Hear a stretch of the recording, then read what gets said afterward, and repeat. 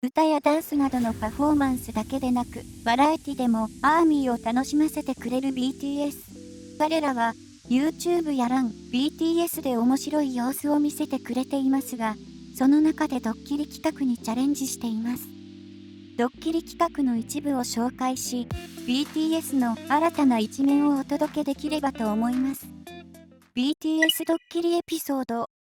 今回は番組の企画や YouTube の動画でドッキリを仕掛けたり仕掛けられたエピソードの一部を紹介したいと思います。ご紹介するエピソードはメンバーにとってプレッシャーが強いもので、涙ありで、最後はホッとする様子も見られるものとなっています。ドキドキ、ハラハラな内容をぜひご覧ください。ジョングクは誕生日に怒られて号泣。何でもそつなくこなしてしまう黄金マンネのジョングクは真面目にリハーサルに取り組むことでも有名です。そんなジョングクがデビューして初めての誕生日である2013年9月1日にドッキリを仕掛けられました。この日は Oh Are You Late To のリハーサルで休憩時間に誕生日のメッセージを確認しつつもいつも通り真面目に取り組んでいたジョングク。しかし MV 監督からダンスの立ち位置について指摘をされ、マネージャーやダンスの先生からも注意をされてしまいます。そんな中、ドッキリを仕掛けている側のテテはジョングク、誕生日パーティーとカメラに向かって小声でアピールしますが、その奥で落ち込んでいる様子を見せるジョングクはまだまだドッキリに気づいていません。その後指摘を受け入れてさらに集中して踊るジョングクですが、今度は監督から控え室に集まるようにとメンバー全員が呼び出されてしまいます。そこでリーダーの RM からは誕生日だからって浮かれているのかと厳しい言葉を投げかけられたり、マネージャーからは10分間もお説教をされてしまいます。青テープに合わせて踊っているんですけど、僕が左に寄っているみたいで。と言うと、マネージャーから自分はちゃんとやっているのに、他の人たちが間違っているということかと言われすかさず、いいえ。と答え、すみません。と謝るジョングク。そして、リハーサルに戻ることになり、部屋を出ようとしたところ、電気が消え、バースデーケーキを持ったシュガが登場し、メンバー全員で歌を歌い始めると、びっくりしたジョングクは安心感からか泣いてしまいました。メンバーやマネージャーは笑いながらもごめんねと言い、ジョングクも自分は勘がいい方だけど全く気がつかなかった。悔しいとコメントをしていました。途中まではジョングクがかわいそうで胸が締め付けられるような思いになってしまいますが、最後はみんなが笑顔の姿を見せてくれています。RM はバン PD に怒られて顔面蒼白。ジョングクの誕生日ドッキリの時に浮かれているのかと厳しい言葉を言っていた RM ですが、RM はバン PD から怒られるドッキリを受けたことがあります。このドッキリ企画は Mnet という韓国のケーブルテレビの番組佐賀事賞で2014年に実施されました。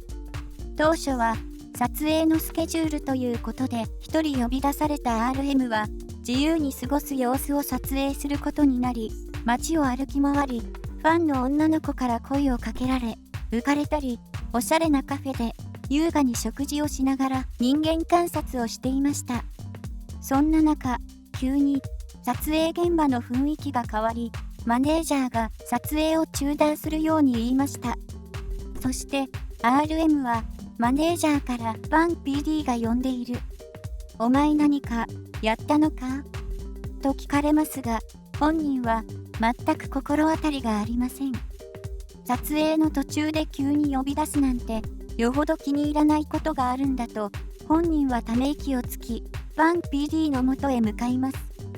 そして、バン PD の元に到着した RM は、礼儀正しく挨拶をして部屋に入りますが、そこには、バン PD、シュガ、J-HOPE の3人が、深刻そうな雰囲気で待ち構えていました。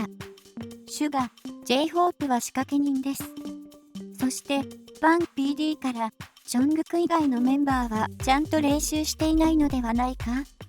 と、お怒りの質問をもらい、RM は現在のメンバーの状況や頑張っていることを説明しました。すると、バン PD は自分たちもちゃんとやっていて、ちゃんと理解しているって言い訳するんだったら、何のためにリーダーがいるんだよ、と厳しい言葉を投げかけます。そして、お前も作業室で曲を作っては出てで、お前だけで曲を作ってるわけじゃないだろ。お前一人でやっているつもりなら、ソロでやるかと、さらに厳しい言葉を突きつけます。最後に真面目に聞く。ソロでやるのか？防弾少年団か？と厳しく問いかけたパン PD ですが、RM は防弾少年団です。と即答します。すると、今まで怖い顔をしていたパン PD がこっちを見ろ、と RM に話しかけると、急に笑顔になり、これ、ドッキリだから、とネタばらしをしました。ドッキリに全く気がつかなかったという RM は、終始うつむき、顔をこわばらせていました。ただ、パン PD の怒りに恐怖を覚えながらも、他のメンバーを悪く言わず、即答で BTS を選んだ RM は、リーダーそのものですね。BTS は誘拐ドッキリで泣いた。同じく、Mnet で2014年に公開された防弾少年団のアメリカンハッスルライフでは、メンバー全員がアメリカで誘拐されるというドッキリを経験しています。パン PD から今まで一生懸命頑張ったご褒美ということで、次のアルバム制作のためにアメリカに行くことを伝えられた BTS メンバー。アメリカに行ったらバスケをやってみたいというシュガや、ハリウッドで有名人の手形があるところに行って記念写真を撮りたいというジンなど、メンバーそれぞれがアメリカ行きを楽しみにしています。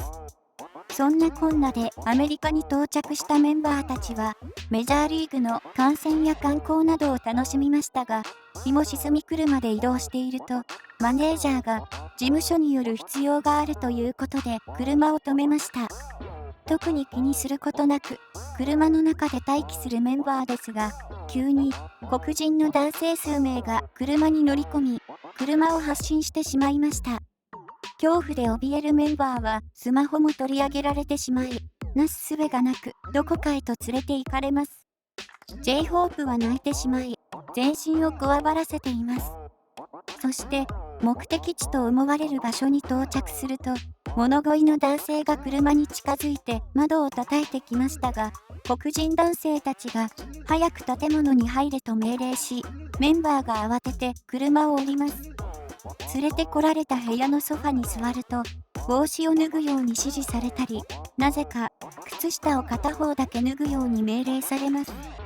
恐怖で表情をなくすメンバーたちは、ただただ命令に従っていると、最後に目の前のスクリーンを見るように言われます。すると、スクリーン上に映像が映し出され、アメリカンハッスルライフヒップホップスクールにようこそ、という音声が流れ始めます。何のことだかわからないまま映像が終わると、拉致をした黒人男性たちが明日また戻ってくる。お前たちのことを監視しているからな。と言って部屋を去っていきます。